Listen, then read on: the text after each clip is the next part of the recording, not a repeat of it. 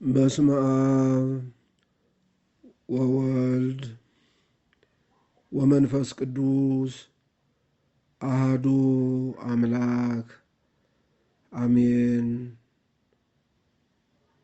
እግዚአብሔር የሚወዳችሁ እግዚአብሔርን የምትወዱ በዮሐንስ ንስሐ ድረገጽ መንፈሳዊ ፕሮግራማችን ላይ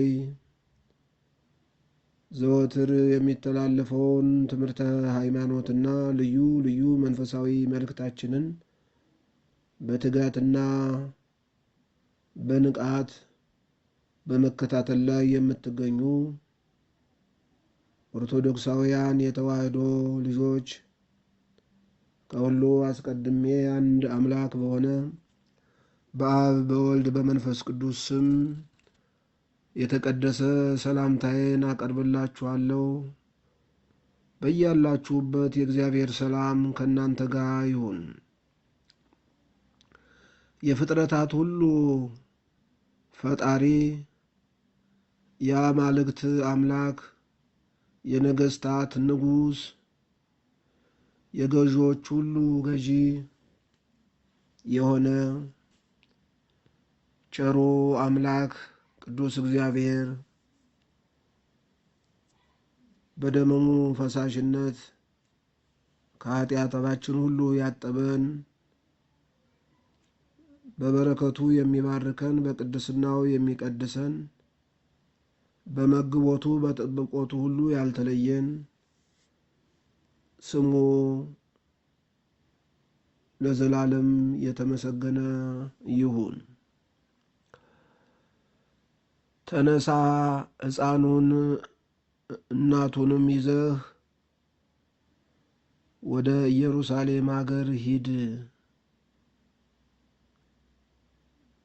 ይህንን ቃል የምናገኘው በማቴዎስ ወንጌል ምዕራፍ 2 ቁጥር 20 ላይ ይሆናል። በዚህ ኃይለ ቃል መነሻነት ስለ እመቤታችን ስለ ድንግል ማርያም ከስደት ተመልሳ ደብረ ቁስቋም ወደ ተባለ ተራራ ገብታ ስለ ማረፏ ወይም ወደ ሀገሯ ወደ ኢየሩሳሌም ምድር ስለ መመለሷ አጠር ያለ መልእክት እናስተላልፋለን።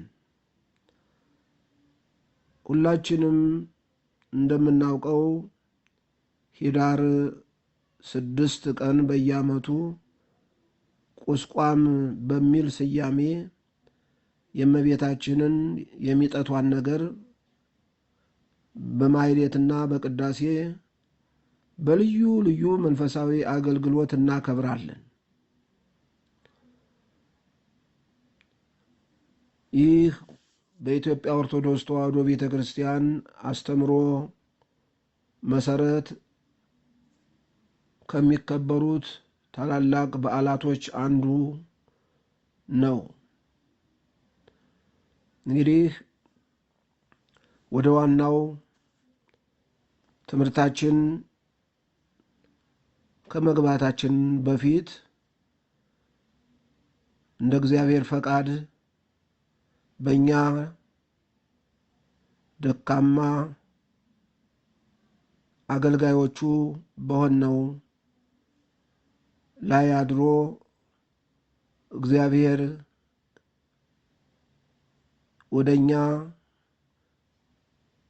የሚያስተላልፈውን ቃሉን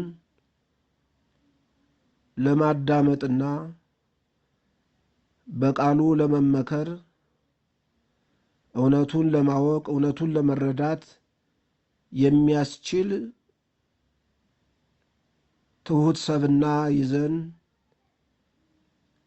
ልባችን በሐሴት ሞልተን አይነ ልቦናችን አብርተን ለሁላችንም እንደሚያስፈልገን አምነን ተዘጋጅተን መቅረብ ይገባናል። ከምንም በላይ ደግሞ እግዚአብሔር ቸርና መሐሪ አምላክ ስለሆነ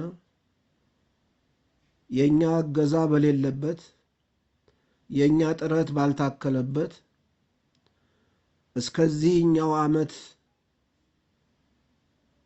ለመድረስ የሚያስችል ዋስትና ሳይኖረን በራሱ መለኮታዊ ጥበቃ ይህንን በ2014 ህዳር 6 ቀን ለምናከብረው የቁስቋም በዓል ስላደረሰን እግዚአብሔርን ልናመሰግን ሥራውን ሁሉ እጹብ ድንቅ ልንል ይገባናል። ሁላችንም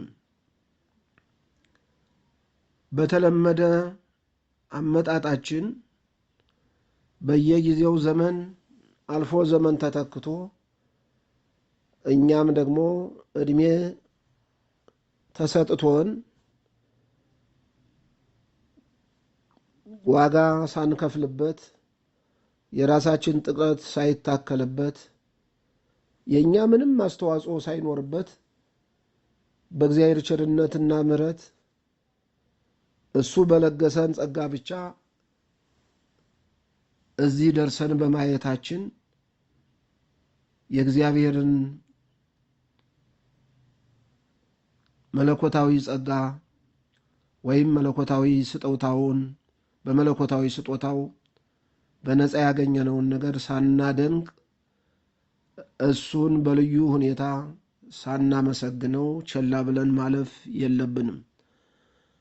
ሁሌም ለአንድ መንፈሳዊ ክብር ስንበቃ ቃሉን ለመማርም ለማስቀደስም ለመዘመርም በዓል ለማክበርም ለመጾምም ለመጸለይም ቅዱስ ቁርባን ለመቀበልም በበቃን ጊዜ ለዚህ ሁሉ ያበቃንን አምላክ አስቀድመን ልናመሰግን ይገባናል። እንግዲህ ከህዳር 26 ጀምሮ ከመስከረም 26 ጀምሮ እስከ ህዳር 5 ቀን ድረስ ቀኑን ስንቆጥረው 40 ቀን ይሆናል።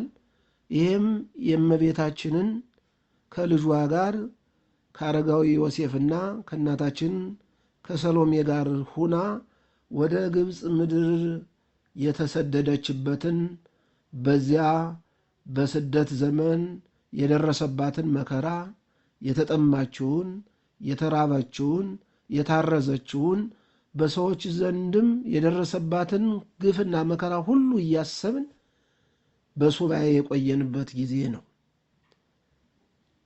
በብዙ ምስጢራት በብዙ የቤተ ክርስቲያን ቋንቋ ስለ ስደቷ፣ ስለ እመቤታችን ስለ ድንግል ማርያም ዘላለማዊ ክብሯ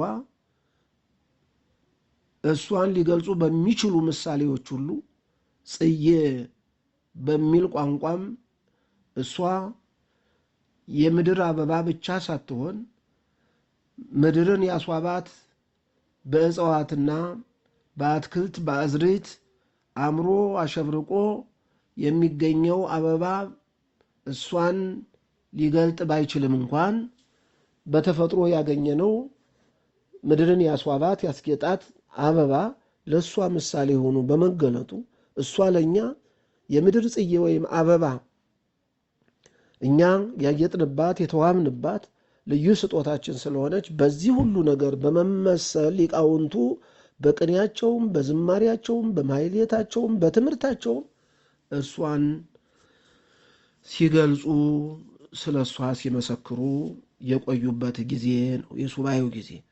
ብዙ ምዕመናን አብዝተው በመጾም አብዝተው በመጸለይ አብዝተው በመዘመር አብዝተው በማስቀደስ አብዝተው ቤተክርስቲያን በመገኘት አብዝተው በጾም በመወሰን በማገልገል ይህን ጊዜ አሳልፈውታል። እግዚአብሔር በእንዲህ አይነት ሁኔታ ለሚያገለግሉት ወገኖቹም ደግሞ አብዝቶ በረከቱን እንደሚሰጥ እናምናለን ማለት ነው። ከዚህ የተነሳ ይህን ሁሉ ክብርና በረከት የምናገኝበት በዓል ስለሆነ ይህንን በዓል ሊገልጽ በሚችል አቀራረብ አሁን በተነሳውበት የትምህርት ርዕሴ አጠር ያለ መልእክት ወደ እናንተ ለማድረስ ስለቀረብኩኝ ሁላችሁም በጽሞና እንድትከታተሉ በእግዚአብሔር ስም አደራ እላችኋለሁ። እንግዲህ ወንጌላዊው እንደነገረን ጥንቱንም ከሀገሯ፣ ከከተማዋ፣ ከመንደሯ፣ ከናዝሬትና ከገሊላ ሕፃኑን ይዛ ወደ ምድረ ግብፅ እንድትሰደድ እንድትሸሽ በጠባቂዋ በዕድሜው አረጋዊ በሆነው በቅዱስ ዮሴፍ አማካኝነት ከመላኩ በተነገረው መልእክት መሰረት ወደ ግብፅ ሸሽታ 3 ዓመት ከመንፈቅ በብዙ መከራና ስቃይ በስደት ላይ በሰው ላይ የሚደርሰውን ሁሉ መከራ ይቀረሽ ሳይባል እሷም የስደቱን ጽዋ ጠጥታለች። እንግዲህ ከማን ጋር ተሰደደች? ለምን ተሰደደች? እንዴት ተሰደደች? የሚለውን ነገር ለሕሊናችንም እንጠይቀውና እሷ ይዛው የተሰደደችው ፍጡር ሳይሆን ፈጣሪ ነው። ኃጢአተኛ ሳይሆን ኃጢአተኞችን ጻድቅ የሚያደርግ ነው። ከኃጢአት ሁሉ ሊያነጻ ሊቀድስ የሚችል አምላክ ነው። የሚያሳድዱትን ብቻ ሳይሆን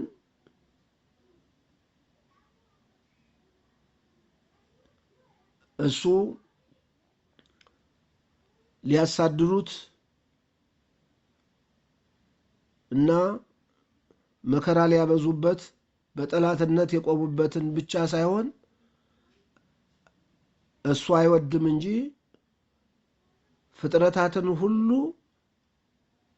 ሊያሰድድ የሚችል ስልጣን ያለውን አምላክ በጠላትነትና ሊገለው በተነሳው በሄሮድስ አሳዳጅነት ምክንያት በእናቱ እቅፍ ተይዞ በጀርባዋ ታዝሎ ከሷ ጋር አብሮ እየተራበ እየተጠማ የሌሊቱ ብርዱ ቁሩ የቀኑ ፀሐዩና ዋአዩ እየተፈራረቀበት አብሮ ከሷ ጋር በስደት ተንከራተተ። በስደት እናቱ የተቀበለችውን መከራ አብሮ ተቀበለ። ሰዎች በእናቱ ላይ የፈጸሙትን ጭካኔዎች ሁሉ ተመለከተ። በዚያ በበረሃና በምድረ በዳ እሱን ይዛ ስትንከራተት አሁን ለሞት የሚፈልገው ሄሮድስ ደርሶ ሕፃኑን ሊገልብኝ ነው እያለች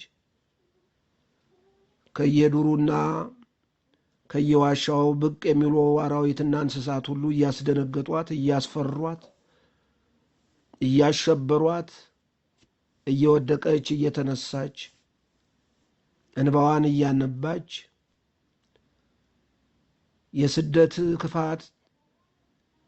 የስደት የክፋት ገጽታ የማይገባቸው በልባቸው ጭካኔ የተሞሉ የግብፅ ሀገር ሴቶች ሳይቀሩ ይችን ታላቅ የአምላክ እናት ድንግል ማርያምን እያጋፏት፣ እየገፈተሯት፣ እየገላመጧት፣ በጥፊ እየቃጧት፣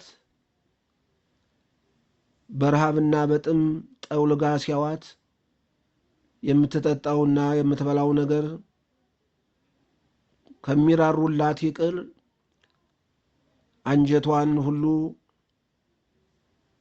የሚያቆስልና እጅግ ከልብ የማይወጣ ሐዘንን እንድታበዛ እነሱም የመከራዋንና የስቃይዋን ነገር እያበዙባት ያንን የስደት ጊዜ አሳልፋለች። እንግዲህ ወደ ግብፅ እንዲሰደድ ወይም እንድትሰደድ መጥቶ ለዮሴፍ የነገረው መልአኩ ቅዱስ ገብርኤል። ይህ መልአክ እንደምትናውቀው መጀመሪያውንም ድንግል ማርያም የፈጠራትን ፈጣሪዋን እንደምትወልድ እሱን ደግሞ የምትወልድበት ምስጢርም በድንግልና ጸንሳ በድንግልና እንደሆነ በነቢዩ በኢሳይያስ የተነገረው ትንቢት በእሷ እንደሚፈጸም ይህን ታላቅ የምስራች በቤተ መቅደስ እግዚአብሔርን በማገልገል ላይ ለጾምና ለጸሎት በመትጋት ላይ እንዳለች የተናገራት መልአክ ነው። አዎ እነሆ ድንግል በድንግልና ጸንሳ ትወልዳለች፣ ስሙንም ኢየሱስ ትለዋለች ተብሎ በትንቢተ ኢሳይያስ ምዕራፍ 7 ቁጥር 14 ላይ የተጻፈው ቃል ያ ትንቢት በእሷ ላይ እንደሚፈጸም የአምላክ እናት እሷ እንደሆነች ወላዲተ አምላክ የምትባል እሷ እንደሆነች ከሰማየ ሰማያት የወረደው በተለየ አካሉ ሰው ለመሆን ሥጋዋን ለመዋሃድ የመረጣት እሷ እንደሆነች እሱንም ጸንሳ የምትወልደው ዘንበለ ዘር ዘንበለ ሩካቤ ያለ ወንድ ያለ ሩካቤ ያለ ዘር እንደሆነ በግብር አምላካዊ ጸንሳ በግብር አምላካዊ እንደምትወልደው ሁሉ ነግሯታል። ይህም በሰው አስተሳሰብ በሰው ምርምር የማይቻል ነገር ቢመስልም በእግዚአብሔር ዘንድ ግን የማይቻልና የማይሆን ነገር የለም ብሎ በነገራት ጊዜ ያንን ታላቅ የምስራችና ብስራት ከሷ አእምሮ በላይ ቢሆንም እንኳን በጌታ የታዘዘ ቃል ስለሆነ ተቀብለዋለች። ይህ መልአክ ዛሬም በዚያ በሀገሯ እንዳትኖር የወለደችውን ኢየሱስን በናዝሬትና በገሊላ በሰላም ተረጋግታ አንድያ ልጇን ኢየሱስን እንዳታሳድግ በጠላትነት ሊገለው የሚፈልገው ሄሮድስ ስላለ ወደ ግብፅ ምድር እንድትሸሽ ለዮሴፍ ነግሮታል። ተነሳና ሕፃኑንና እናቱን ይዘህ ወደ ግብፅ ምድር ሂድ፣ ምክንያቱም ሄሮድስ ሕፃኑን ሊገለው ይፈልገዋልና። በዚሁ በማቴዎስ ወንጌል ምዕራፍ 2 ከቁጥር 12 ጀምሮ እናያለን።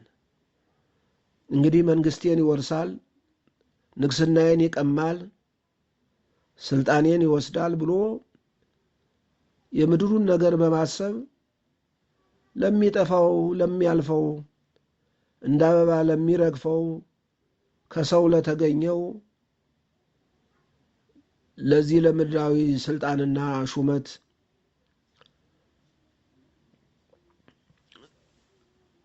አስቦ ጌታን ሊገለው የሚፈልግ ሄሮድስ በሱ ላይ ስለተነሳሳ ሕፃኑንና እናቱን ይዘው ወደ ግብፅ ሽሽ ተብሏል። በዚህ መሰረት እንግዲህ አረጋዊ ዮሴፍም በስጋ ዘመዶቿ ስለነበሩ ሰሎሜም አብራ እንግዲህ የአምላክ እናት ድንግል ማርያም ወደማታውቀው ወደ ባዕድ አገር ለመሰደድ በስደት መከራና ስቃይ ሊበዛባት በወጣች ጊዜ አብረዋት ሄደዋል። ለጉዟቸውና ለስደታቸው እንኳን የሚያስፈልጋቸውን በቂ ግብዓት ስንቅም ሳይይዙ ለጊዜው ያገኙትን በአህያ ጭነው ወጥተዋል እየተንከራተቱ። እንግዲህ ከሀገራቸው ከኢየሩሳሌም ተነስተው የግብፅን በረሃ አቋርጠው ግብፅ ምድር እስከሚደርሱ የደረሰባትን መከራ አንድ ሁለት ብለን ብንቆጥር እጅግ ሕሊናችን እንደ ሰይፍ የሚሰነጥቅ ሐዘን ያለበት ነው። ስንት ጊዜ መከራ ደረሰባት ብለን ብናስብ እግዚአብሔር መንፈስ ቅዱስ እውነተኛው ምስጢር የገለጸላቸው አባቶቻችን እያንዳንዱን የደረሰባትን መከራ በራሳቸው ገልጸውታል። እኛ አሁን በስፋት ወደ ውስጡ ገብተን ለመዘርዘር ጊዜም አይበቃንም። በዚሁ የስደቷን ነገር እያሰብን በሱባኤ ባሳለፍነው ጊዜም ብዙ መምህራን ስለ ስደቷ በየቀኑ ስለሚያስተምሩ እድሉ የገጠመን ብዙዎቻችንም በቂ ምክር፣ በቂ ትምህርት፣ በቂ እውቀት፣ በቂ ግንዛቤ ሳናገኝ እንዳልቀረን እገምታለሁ። እኔ አሁን የሚጠቷን ነገር ነው መልአኩ መጥቶ ወደ ሀገሯ እንድትመለስ የነገራትን አስደሳች የምስራች ነው መነሻ አድርጌ መነጋገር ከእናንተ ጋር የወደድኩት።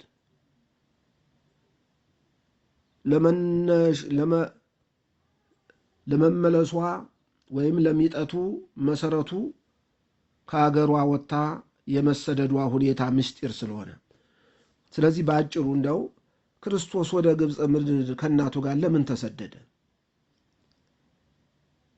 እንግዲህ ሁሉን ቻይ የሆነ አምላክ ሰማይና ምድርን የፈጠረ ይሄን ሊገለው የሚፈልገውን ሄሮድስን ሳይቀር የፈጠረ መፍጠሩ ብቻ አይደለም፣ በዚያ ጌታ በተወለደበት በእናቱና በሱ ሀገር በኢየሩሳሌም ንጉሥ ሆኖ እንዲኖሩ ሁሉ ሰው የሾመው ቢመስልም ግን ስልጣን ሁሉ ከእግዚአብሔር ነውና እሱ የማያውቀው እሱ የማይቆጣጠረው ስልጣን አልተቀዳጀም ሄሮድስ።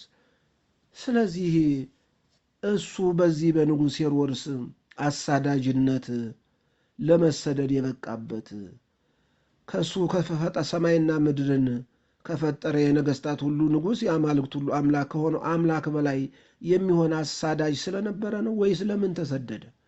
ሌላ ያሰደደው ወደ ግብፅ ምድር ደሞስ ብዙ ሀገሮች አሉ። እንደው መሰደዱ ካልቀረ ለስደትም እኮ የሚያመች ሀገር ዛሬ እኛ ሰዎች እንኳን ለስራ እንሰደድ፣ ለሌላም በብዙ አይነት በፖለቲካ እንሰደዳለን፣ በእንጀራ ፍለጋ እንሰደዳለን፣ በሃይማኖት እንሰደዳለን፣ በጦርነት እንሰደዳለን፣ በብዙ ነገር እንሰደዳለን። እንደ አሚቲ እንደውም የምናስተውልበትም አርቀን የምናስብበት ጊዜ ባይኖረንም እንኳን ወደ ተሻለ ሀገር ነው ለስደትም ያመቻል ወደ ተባለ ሀገር ነው እንግዲህ መሰደድ ያለብን። ዛሬ ብዙ ሰዎች ባህር ውጧቸው፣ አሳ አንበሪ ውጧቸው የሚቀሩ እንዲሁ የምድር አራዊት መብል ሆነው የሚቀሩ ወገኖቻችን እጅግ በሚያሳቅቅ ልብን በሚሰብር ሁኔታ በስደት መከራቸው የሚያዩ ስፍር ቁጥር የሌላቸው ናቸው። ከዓለም ዙሪያ የሚጎርፉ ግን እነሱም የተሻለ ስደት እንሰደዳለን እያሉ ነው። በጣም ብዙዎቹ ሳይሳካላቸው ከሀገራቸው ከመንደራቸው ከሰፈራቸው ወጥተው በፈቃደኝነት ተሰደውም ቢሆን ያሰቡበት የስደት ቦታ ሳይደርሱ መንገድ ላይ የሚቀሩ ማለት ነው። እንግዲህ ስደትን በብዙ ነገር መግለጽ እንችላለን። አሳዛኝም አስለቃሽም አሳቃቂም ነው የስደት ጉዳይ። ክርስቶስ ወደ ግብፅ ለምን ተሰደደ ለሚለው ነገር አንደኛው ትንቢቱን ለመፈጸም በትንቢተ ኢሳይያስ ምዕራፍ 19 ቁጥር 1 ላይ እግዚአብሔር በደመና ተጭኖ ወደ ግብፅ ምድር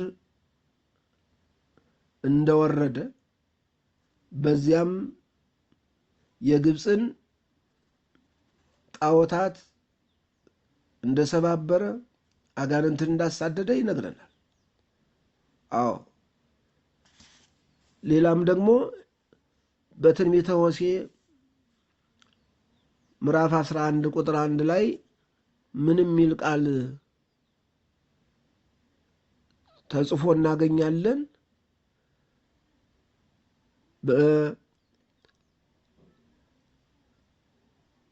ምንድነው? ከግብፅ ልጄን ከግብፅ ጠራሁት ይላል። ልጄን ከግብፅ ጠራሁት። እግዚአብሔር አብ የባህሪ ልጁ የሆነውን እግዚአብሔር ወልድን ነው። በግብፅ ምድርም ቢሆን ህልው ሆኖ የሚኖር እግዚአብሔርነት የእግዚአብሔር አብም የእግዚአብሔር ወልድም የእግዚአብሔር መንፈስ ቅዱስም ባህሪ ነው። በኃጢአትም ሳይቀር በአምልኮ ጣዖትም ሳይቀር የሚኖሩትን አሕዛብንና የሚኖርበትን ሀገር ህልው ሆኖ የሚያስተዳድር የሚገዛ ሌላ አምላክ የላቸውም። ለነሱ ምንም እንኳን ኃጢአተኛ ቢሆኑ ምድራቸውን በኃጢአት ቢያረክሷትም ግን በእውነተኛ አምላክ ዘንድ ሌላ አምላክ የላቸውም። አምላካቸው አንድ እግዚአብሔር፣ ያ ያላመኑት የካዱት እግዚአብሔር ነው የነሱ አምላክ። ስለዚህ ልጄን ከግብፅ ምድር ጠራሁት። እግዚአብሔር ወልድ በለበሰው ሥጋ ወደ ግብፅ እንዲሰደድ የማን ፈቃድ ነው? የአባቱን ፈቃድ ነውና ልጄን ከግብፅ ጠራሁት የሚል በትንቢተ ሆሴዕ ምዕራፍ 11 ቁጥር። ስለዚህ ትንቢቱን ለመፈጸም ነው። ትንቢቱን ለመፈጸም አዎ ትንቢቱን ለመፈጸም። ሁለተኛ ምሳሌውን ለመፈጸም ወደ ግብፅ ምድር ተሰዷል። ምንድን ነው የነበረ ምሳሌ? ወደ ግብፅ በሥጋ ልደት ዘመዶቹ የሆኑት በዘር ሐረግ ከድንግል ማርያም በተዋህደው ሥጋ አባቶቹ የሆኑት እነ አብርሃም፣ እነ ዮሴፍ፣ እነ ያዕቆብ፣ እነ ኤርምያስ ወደ ግብፅ ምድር ተሰደዋል። ስለዚህ ለሱ ስደት እነሱ ምሳሌዎች ነበሩ። ቅዱስ ዮሴፍም ወንድሞቹ ለ30 ብር ለግብፅ ነጋዴ ሽጠውት እግዚአብሔር ደግሞ ከዮሴፍ ጋር ወደ ግብፅ ተሰዶ በማያውቀው ንጉሥ በፈርዖን ዘንድ ባለሟል እንዲሆንና ታላቅ ሰው እንዲሆን አድርጎት በጠጅ አሳላፊነት በቤተ ጲጥፋራ ሳለም ሕልም ተርጓሚ አድርጎት በግብፅ ዘንድ ትልቅ ስልጣንና ትልቅ ዕውቅና አግኝቶ የሚኖር ወገኖቹን ሁሉ በመከራና በረሃብ ጊዜ የተቀበለ እግዚአብሔር በአሕዛብ ሰዎችና የአሕዛብ ንጉሥ በሆነው በፈርዖን ዘንድ ታላቅ እንዳደረገው ዮሴፍ እንመለከታለን። ያዕቆብም እንግዲህ በሽምግልናም ዘመን ቢሆን ልጁ ዮሴፍ ወዳለበት ወደ ግብፅ ምድር ተንከራቷል። ጌታችን ኢየሱስ ክርስቶስ የአብርሃም ልጅ፣ የዮሴፍ ልጅ፣ የያዕቆብ ልጅ የእነዚህ ሁሉ በሥጋ ልደት የዘር ሐረግ የተቆጠሩለት አባቶቹ ስለሆኑ እነዚህ ለሱ ስደት ምሳሌ ሆነው ቀድመው ሄደዋል። አብርሃም ተሰዷል። የግብፅ ንጉሥ እንዳውም ሚስቱን እህቴ ናት በማለቱ ሊደፍራት ሲል በሰውነቱ ላይ የባጭ ቁስል ተልኮበታል። አብርሃም ለዚያ ለግብፅ ንጉሥ ጸልዮ ሁሉ ከተላከበት የቁስል መቅሰፍት አድኖታል። እንግዲህ እነዚህ ታላላቅ አባቶች ለጌታ የልደት ሐረግ መሰረት የሆኑ እነዚህ ወደ ግብፅ ምድር ተሰደዋል። እሱም ለሚሰደደው ስደት ምሳሌ ናቸው ማለት ነው። ሁለተኛው እንግዲህ ምሳሌውን ለመፈጸም ወደ ግብፅ ተሰደደ። ለምን ተሰደደ ለሚለው ነው። ከግብፅ ምድር አጋንንትን ጣዖታትን ለማጥፋት ተሰዷል። አዎ በግብፅ ምድር ጣዖታትን ሊሰባብራቸው ብቻ ሳይሆን አጋንንትንም ሰውን ሁሉ በጣዖታት ላይ እያደሩ ዓይን ያላቸው የሚመስሉ ግን የማያዩ፣ ጆሮ ያላቸው የሚመስሉ ግን የማይሰሙ፣ እግር ያላቸው የሚመስሉ ነገር ግን የማይሄዱ፣ እጅ ያላቸው የሚመስሉ ነገር ግን የማይዳስሱ፣ ሰውን ሁሉ አእምሮ አደንዝዘው እንደሚናገሩ እንደሚዳስሱም የጠየቋቸውን መልስ እንደሚሰጡ ተደርገው የሚመለከቱ ጣዖታትን ያደሩባቸውን አጋንንት ሁሉ ከግብፅ ምድር አሳደደ። ስለዚህ በጣዖትና በአጋንንት መንጋ የሞላቸውን ግብፅንና ምድሯን ሊቀድሳት ከጣዖታት አምልኮ ነፃ ሊያወጣት ግብፃውያንንና ግብፅን ሁሉ ለጣዖት አምልኮ የሚያንበረክኩ አጋንንትንም ከሰው ልቦና ሳይቀር አውጥቶ ሊያሳድዳቸው ወደዚያ ሄደ። ቅድም በጠቀሱት በትንቢተ ኢሳይያስ ምዕራፍ 19 ከቁጥር 1 ጀምሮ እናንም በነገረ ማርያም ሁሉ በሌሎቹም በዕለቱ በስንክሳር መጽሐፍም ሌሎቹም ስለ ኅዳር 6 የሚናገሩ ወይም ስለ ስደቷ የሚናገሩ ነገሮች ሁሉ የጌታ ወደ ግብፅ ምድር መሄድ ጥበበ እግዚአብሔር ነው ማለት ቅድም ያለው ምክንያት የሆነው ሄሮድስ አሳዳጁ ሊገለው ስለፈለገ መልአኩም ይህን ነገር እንዲናገር ተነግሮት ለዮሴፍ ስለተነገረ ድንግል ማርያም በዚሁ ትእዛዝ መሰረት ከልጇ ጋር ስለተሰደደች ስደቱ እንደ ፍጡር ስደት እንደ ደካማ ሰው ስደት ከአቅም በላይ የሆነ ችግር ገጥሞት አይደለም ጌታ ከእናቱ ጋር የተሰደደ ይህንን ስደት በሚመስል ነገር ግን እንዲህ አይነቱን ሰው የማይሰራውን ታላቅ ግብረ አምላክ ለመፈጸም ነው ሄደው በአምላክነቱ። እንግዲህ ሶስተኛው ለስደቱ ምክንያት የሆነው ይህን ስራ ለመስራት ነው ማለት ነው። አራተኛ የግብፅንና የኢትዮጵያን ምድር ይቀድስና ሊባርክ እንደተሰደደ የግብፅንና የኢትዮጵያን ምድር የተሰደደው ማለት ቅድም ብለናል። የግብፅን ምድር እንግዲህ ከአምልኮ ጣዖትና ከአጋንንት ነፃ ካወጣት ማለት ነው። ምድሯን በአምልኮ ጣዖትና በአመንዝራነት በነፍሰ ገዳይነት በልዩ ልዩ የአጋንንት መንፈስ ተማርከውና ለዚህ ክፉ መንፈስ ተገዥ ነው የሚኖሩትን ግብፃውያን ሁሉ ነፃ ምድራቸውን ቀድሶ ጣዖት የቆመበት ሰይጣን የተመለከበት ቦታ ሁሉ የእግዚአብሔር ስም የሚጠራበት ወደ ሀገራችንም ሲመለስ ወደ ሀገራችንን ስንመጣ ምንም እንኳን ብዙዎቹ እንዲህ አይነቱን የተቀደሰ ነገር ለመቀበል ቢከብድባቸውም ይህን ለመስማት ጆሮአቸውን ቢያሳከካቸውም እኛም ሀገር ድንግል ማርያም ልጇን ይዛ በኪደተ እግሯ እንደና ጣና ሐይቅ ገዳም ማለትም በተለይ ቂርቆስ ገዳም ጣና ቂርቆስ ገዳም እነ ዋልድባን እነ አክሱምን እነ ደብረ ሊባኖስን እነዚህን የሚመስሉ ቅዱሳት መካናት ሁሉ መጥታ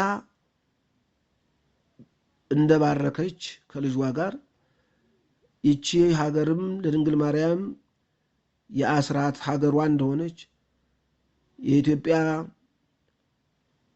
ክርስቲያኖችም ለእሷ የቃል ኪዳን ልጆቿ እንደሆኑ ያኔ ጌታችን መድኃኒታችን ኢየሱስ ክርስቶስ እንደነገራት ሁሉ በነገረ ማርያም የተመዘገበው ታሪክ ያስረዳናል ማለት ነው። ስለዚህ አራተኛው ምክንያት ግብፅንና ኢትዮጵያን ለመባረክ ጌታ ተሰዷል። በእውነትም የተባረኩትን የተቀደሱ ዛሬም ቢሆን ወልድ ዋህድ ብለው የሚያመልኩ እውነተኛ የተዋህዶ ልጆች፣ እውነተኛ የእግዚአብሔር ልጆች፣ እውነተኛ ሃይማኖተኛ የሆኑ ክርስቲያኖች የሚገኙባቸው እነዚሁ ናቸው። ምንም እንኳን በአሕዛብና በእስላም ቢዋጡም ግብፃውያን ክርስቲያኖች ኦርቶዶክስ ኦርቶዶክሳውያን በእስክንድርያ ቤተክርስቲያን ያሉ አሁንም ቢሆን እስከ ሰማዕትነት ድረስ የታመኑ ናቸው እውነተኞቹ። ገዳማዊ ሕይወታቸውም ለየት ያለ መንፈሳዊ አገልግሎታቸው ለክርስትና ገና በ40 ከ80 ቀን የእግዚአብሔር ልጅ ከሆኑበት ጊዜ ጀምሮ አንድም ጊዜ ከእናታቸው ከቅድስት ቤተክርስቲያን ሳይለዩ ተጣብቀው የሚኖሩ እስከነ መከራው በጸጋ የሚቀበሉ ክርስቲያኖች ያሉባት ቤተክርስቲያን ስለሆነች እውነትም በጌታ የተባረከች ምድር እንደሆነች እናስባለን። አምስተኛው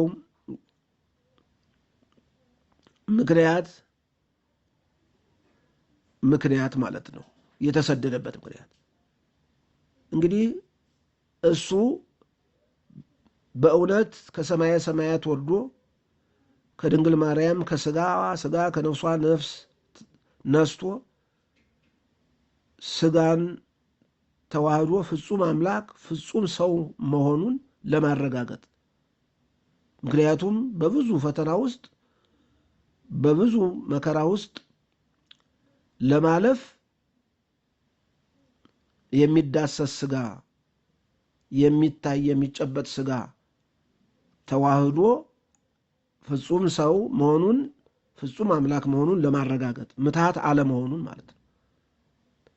አካላዊ ቃል ኢየሱስ ክርስቶስ እንደተነገረው በነቢያት አምላክነቱን ለማረጋገጥ ብቻ ሳይሆን እሱ ስጋን መዋሃዱን በስጋ ማርያም መገለጡን የማይታየው መታየቱን የማይዳሰሰው መዳሰሱን የማይጨበጠው መጨበጡን የማይራበው መራቡን የማይሰደደው መሰደዱን እንደ አምላክነቱ መሰደድ የለበትም፣ መራብ የለበትም፣ መጠማት የለበትም። ፍጹም ፍጥረታት በፊቱ ቆመው እሱን ሊያዙት እሱን ሊያሳድዱት እሱ መካከል ሊያደርሱበት የማይችሉት አምላክ ግን በተዋህደው ስጋ ፍጹም ሰው መሆኑን ስጋን መዋሃዱን ለማረጋገጥ በእናቱ በእቅፏም በጀርባዋም ተይዞ እየተንከራተተ እየራበውም እየጠማውም እያለቀሰ በግዘ ሕፃናት የተመቸ ጉዞ ሳይሆን መከራና ስቃይ የበዛበትን ያን የስደት ጽዋ ከእናቱ ጋር መጠጣቱን እንመለከታለን። ስለዚህ አምስተኛው የተሰደደበት ምክንያት ይሄ ነው ማለት ነው። ፍጹም አምላክ ፍጹም ሰው መሆኑን በዚህ አረጋግጦልናል። ስድስተኛ ሄሮድስ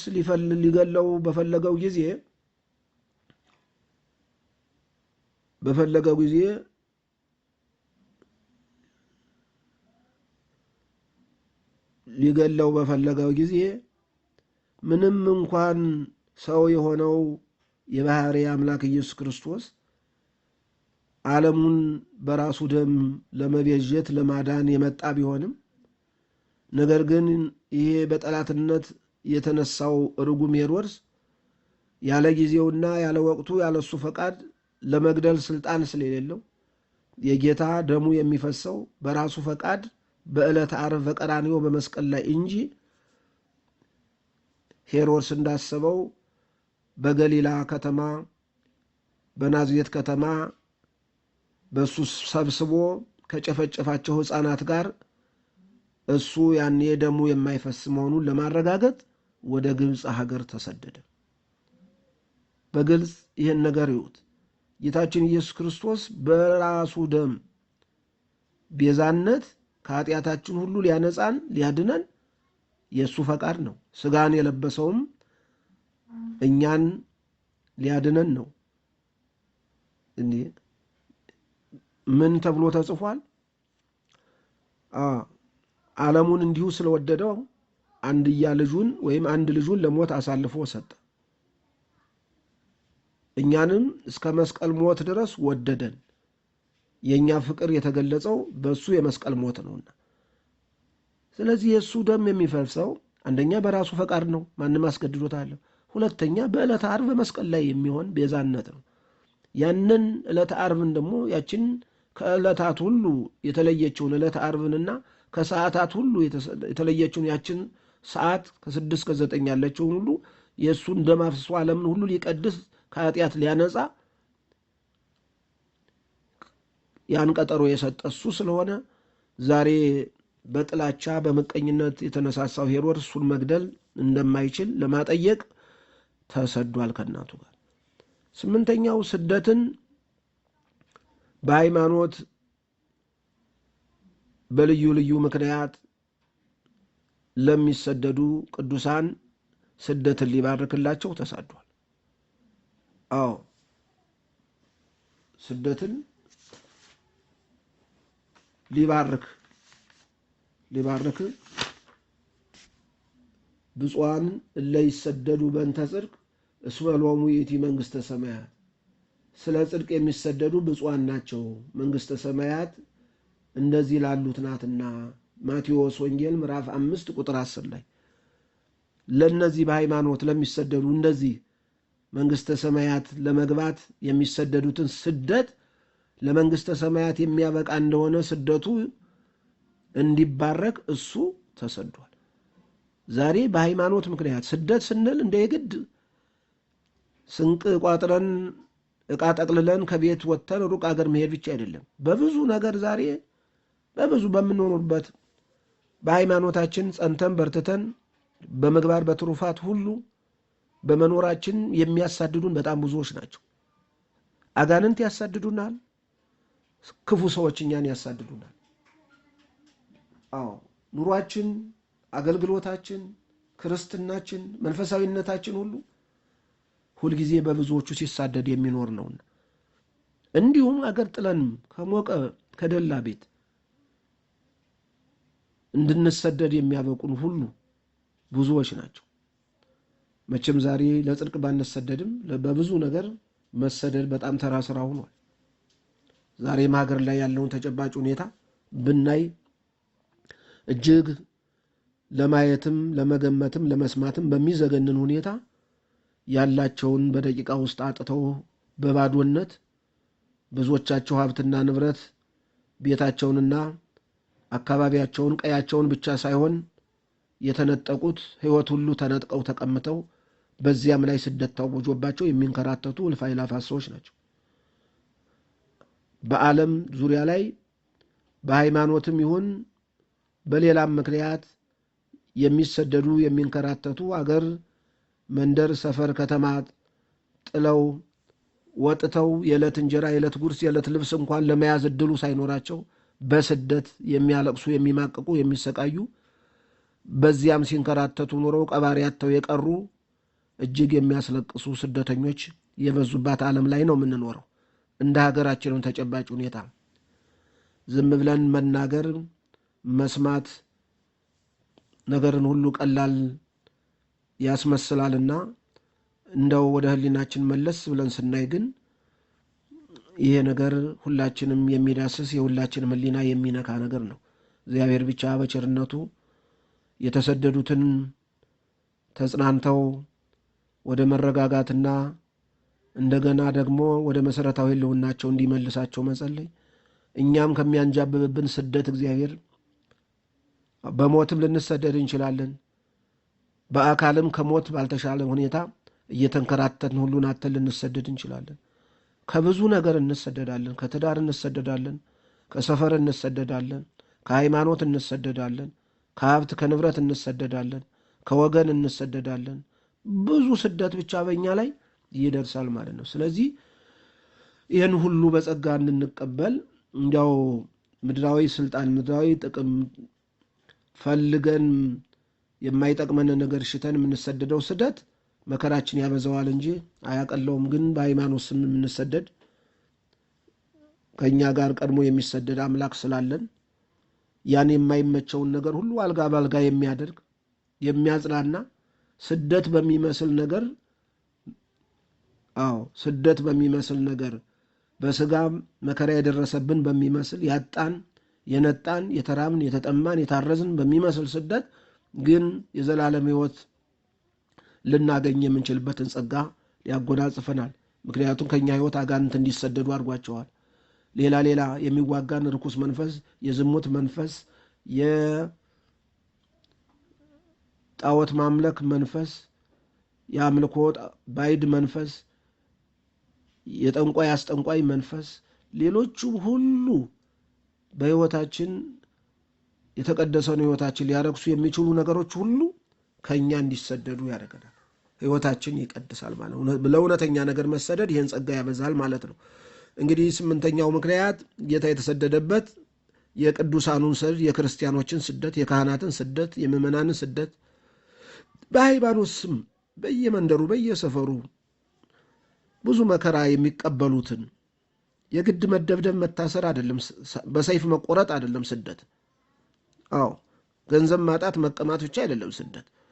ካለንበት ቦታ የሚያሳድደን ብዙ ነገር አለ። በጾምን ጊዜ፣ በጸለይን ጊዜ፣ አስራት በኩራት ባዋጣን ጊዜ፣ ምጽዋት በመጸወትነን ጊዜ፣ የትሩፋት ስራ በሰራን ጊዜ ብቻ ብዙ ለሕይወታችን የሚጠቅም መንፈሳዊ ነገር ባደረግን ቁጥር የሚያሳድደን ነገር፣ የሚያደናቀፈን፣ የሚያሰናክለን ነገር ብዙ ነው። እሱ ሁሉ ከስደት ጋር ነው የሚያዝ። ይህን ሁሉ እንድንቆጣጠርና ለዚህ ሁሉ ኃይል ሊሆነን እሱ ስደታችንን ባርኮልናል ማለት ነው። ሌላው 9ኛ ሊሆን ነው ለምን ተሰደደ ወደ ግብፅ ለሚለው ነገር ዋናውና ደግሞ ሌላው ቁም ነገር ከገነት ለተሰደደው ለአባታችን ለአዳም ካሳ ለመክፈል የዋና ነው። ጌታችን ኢየሱስ ክርስቶስ አዳምና ልጆቹን ለማዳን ካሳ መክፈል የጀመረው ገና በጽንሰት ጀምሮ ነው። እርቅ ተጀምሯል ማለት ነው። እንግዲህ በሌላ በፍጡር ካሳ የሚከፈል ዋጋ አልነበረም፣ የሚከፈል ዕዳ አልነበረም። የሰው ልጅ አዳምና ልጆቹ ያጡትን ክብር ለመመለስ ጌታችን ኢየሱስ ክርስቶስ ስለኛ ካሳ መክፈል አለበት። ያንን ደግሞ ካሳ መክፈል ያለበት ደግሞ እንዲሁ በመለኮታዊ ስልጣኑ ከጥንትም ጀምሮ እንቅድመ ዓለም ወእስከ ለዓለም የሚኖረው አምላክ በመለኮታዊ ትእዛዝ ሁሉን ማድረግ የሚችለው አምላክ ሰው ሆኖ የማይገባውን ነገር ለክብሩ ለአምላክነቱ የማይመጥነውን ነገር ሁሉ በራሱ ፈቃድ ሆኖ ነው። ያ ምንድነው? ስጋ መልበስ ነው። ስጋ መልበስ ደግሞ እንደ ማንኛውም የሰው ልጅ ተፈጥሯዊ ስርዓት ምንም እንኳን ያለ ዘራ ብእሲ ያለ ሩካቤ ስጋ በግብር አምላካዊ የተጸነሰ ቢሆንም ከጽንሰት ጀምሮ ካሳ መክፈል ለኛ ጀምሯል ማለት ነው፣ ገና በእናቱ ማኅፀን ሲያድር። ስለዚህ ነው እንግዲህ ጌታም ሲጸነስም ለኛ ለዕዳችን ካሳ እየከፈለ ነው፣ ሲወለድም ሲሰደድም ደግሞ ነው። ስለዚህ አዳም ከሚወዳት በደስታ በሐሴት ያለ ድካም ከሚኖርባት ከዚያች ከተቀደሰች ከገነት ምድር ተሰዶ ነበር። ስለዚህ ወደ መንግሥተ ሰማያት ወይም ወደ ገነት ለመመለስ ካሳ መከፈል ስላለበት ካሳ ሊከፍልልን ተሰዷል። እሱ ክብርና ምስጋና ለእሱ ይሁንና እሱ ተንከራተተ፣ እሱ ተጠማ። አዎ በነፍስ የተጠማውን፣ በነፍስ የተራበውን፣ በነፍስ የተሰደደውን፣ በነፍስ የተንከራተተውን አዳምና ልጆቹን ወደዚያ ወደ ቀደመ የክብር ቦታ ሊመልስ እሱ ተንከራተተ፣ እሱ ተራበ፣ እሱ ተጠማ፣ እሱ ታረሰ። ይሄ ነው መጻሕፍት የሚነግሩን፣ ይሄ ነው። እነዚህን ሁሉ እናያለን። ከዚህም የሚሰፋ ብዙ ነገር እናያለን። እነዚህን እንደው ወደ ሚጠት መጥተን ዛሬ ነገ ደብረ ቁስቋም የገባበት ዕለት ወይም እናታችን ድንግል ማርያም ስትመለስ ያረፈችበት ቦታ ስለሆነ እሱን በዓል ከማክበራችን በፊት የስደቱ ነገር መሰረት ስለሆነ ማንሳት ስላልፈለገ ነው አስቀድሜ እንደነገርኳችሁ። እንግዲህ እነዚህን ከጠቀስ ለመሰደዱ ምክንያት ከዚህ የሚበዙ ምክንያቶች ቢኖሩም ጥቂቶቹ እነዚሁ ነው። ግን በዛሬው ዕለት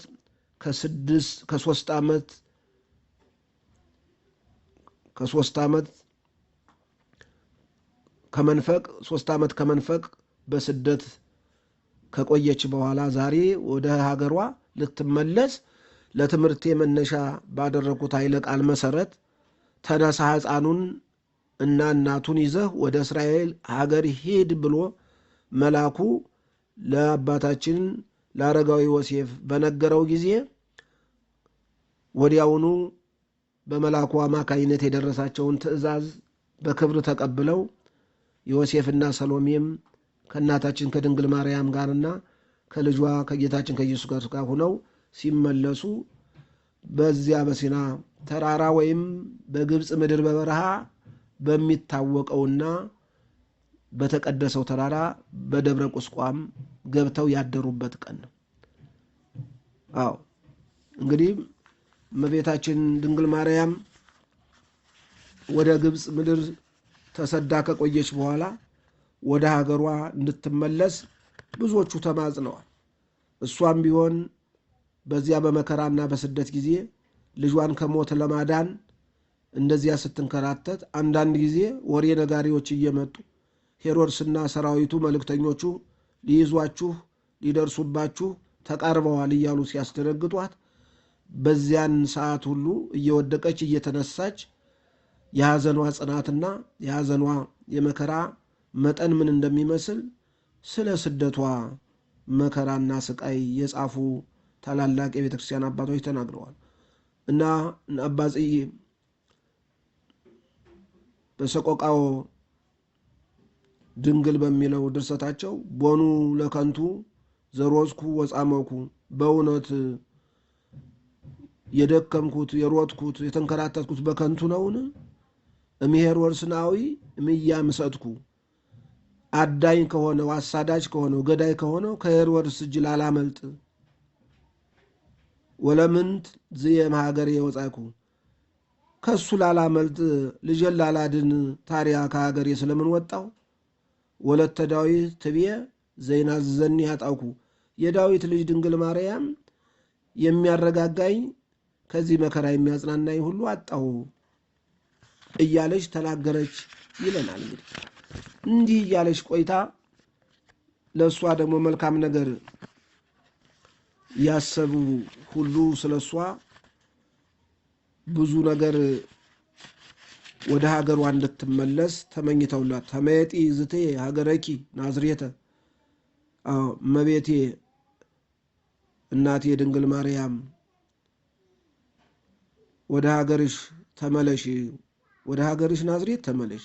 ወይ ትጎንዲ በግብፅ ከመዛልብኪ ቤተ፣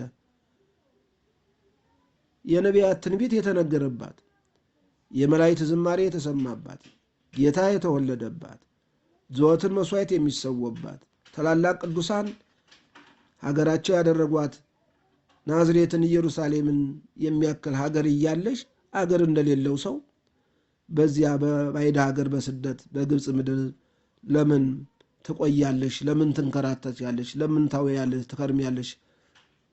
ይላል። በላዕሌኪ አልቦ ዘያመጽእ ሁከተ፣ በአንቺ ላይ አንዳች ነገር ማምጣት የሚቻለው ከቶ የለም። ለወልድኪ ዘያስሶ ይዜሰ ሞተ፣ አዎ ልጅሽን የሚፈልገው የሚያሳድደው ያ ርጉም ሄሮድስ እኮ ሞቷል። በከመ ነገሮ መልአክ ለዮሴፍ ብስራተ፣ መልአኩ ቅዱስ ገብርኤል ለጠባቂሽና ለአባትሽ ለአረጋዊ ዮሴፍ እንደነገረው ይላል። ስለዚህ ድንግል ማርያምን ወደ ሀገርሽ ተመለሽ እያሉ የሚወዷት የሚናፍቋት ሁሉ እንዲህ እያሉ የእሷን ወደ ሀገሯ መመለስ አብዝተው ይጠይቁ ነበር ማለት ነው። በዚህ መሰረት እንግዲህ ደብረ ቁስቋም ገብታ አደረች። ያችን የቁስቋም ተራራ ስለባረከቻት ድንግል ማርያም ከዚያ በፊት እንግዲህ በዚያን ዘመን በብሉይ ኪዳን ጀምሮ እንግዲህ ታላላቅ ስራ የተሰራባት ተራራ ናትና እሱም ከእናቱ ጋር በቁስቋም ተራራ ገብቶ ያረፈበትና ያደረበት ምክንያት በአዲስ ኪዳን ወይም ከሱ ኪደተ እግር በኋላ ያችን ተራራ እሱ ከባረካት በኋላ የብዙ ቅዱሳን መናኸሪያና በገድል የሚጸኑባት ቦታ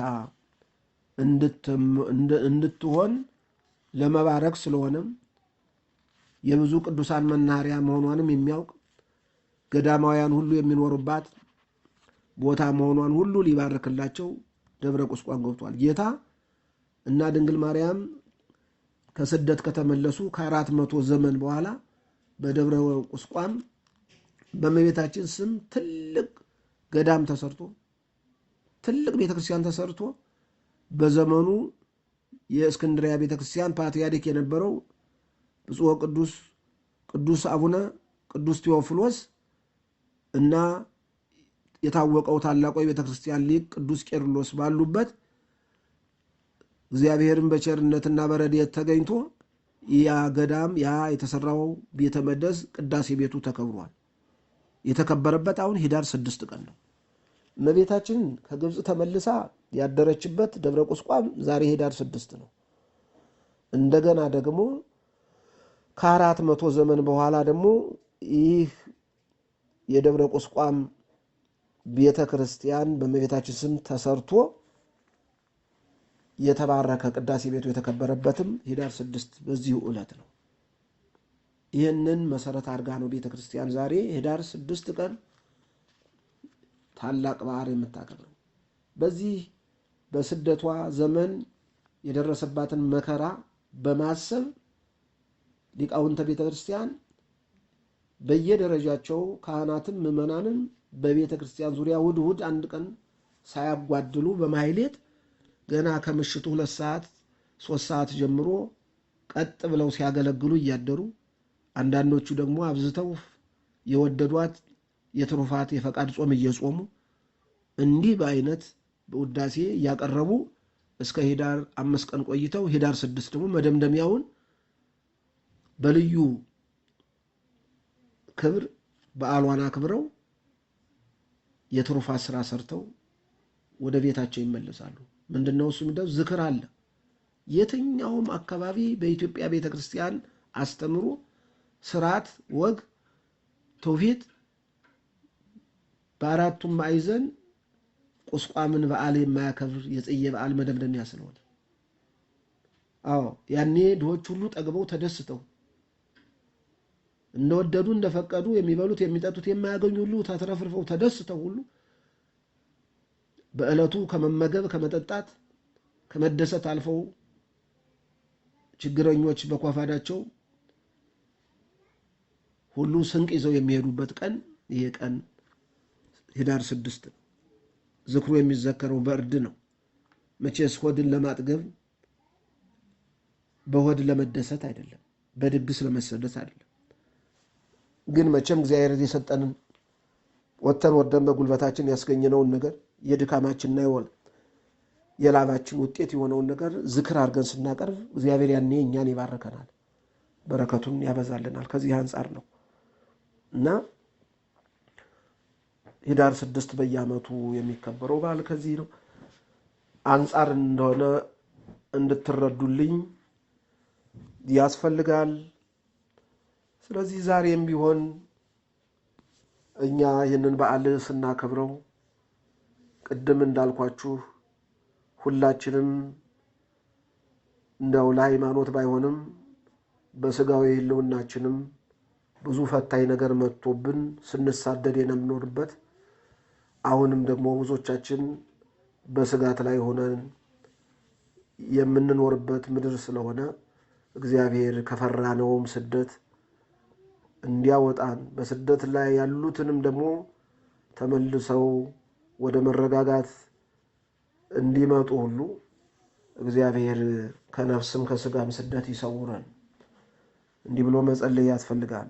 ነገሮችን ወደዚያ ራቅ አድርገን በማየት ከኛ የማይደርስ መስሎን ቸላይ ያንን ብንቀልድ ጊዜው ሊረዝም ወይ ሊያጥርም ይችላል እንጂ ሰው ሆኖ የተፈጠረ ሁሉ መከራ ሳይነካው ሳይጎበኛው የሚቀር ከቶ ማንም የለም።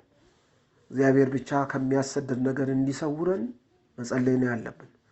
በእርግጥ የጥንት ቅዱሳን አባቶቻችን የተሰደዱት ስደት የሃይማኖት ስደት የክርስትና ስደት ስለሆነ ጸጋቸውን ስላበዛላቸው ውጤታማ አድርጓቸዋል። እኛ ግን የሁለት ዓለም ስደተኞች ሆነን እንዳንቀር በማይጠቅመን በከንቱ ነገር የስጋ የምድሩም ነገር ቀርቶብን ዓለምም አሳዳጅ ሆናብን የነፍሳችን ነገር ማጥተን እንዲሁ በነፍስም ተሰዳጅ ሆነን ስደተኞች ሆነን እንዳንቀር ከወዲሁ በርቀት መጸለይ ያስፈልጋል። ክርስቲያኖች እግዚአብሔር ይህንን የመጣውን የመከራና የስደት ነገር ከህዝባችንና ከሀገራችን እንዲያጠፋልን አጥብቀን ልንጸልይ ያስፈልጋል። እንግዲህ እግዚአብሔር እንደርሳለን ብለን ሳናስብ የእሱ ቸርነት ምሕረት በስቶልን የድንግል ማርያም የእናቱ አማላጅነቱ ከኛ ጋር ሆኖ ለዚህ ለ2014 ለኅዳር 6 የቁስቋም በዓል ስላደረሰን አሁን በድጋሚ ክብርና ምስጋና ለሱ ይሁን። የመከረን ያስተማረን የገሰጸን የአባቶቻችን አምላክ እግዚአብሔር ስሙ ለዘላለም ይመስገን። አሜን። ወስብሐት ለእግዚአብሔር።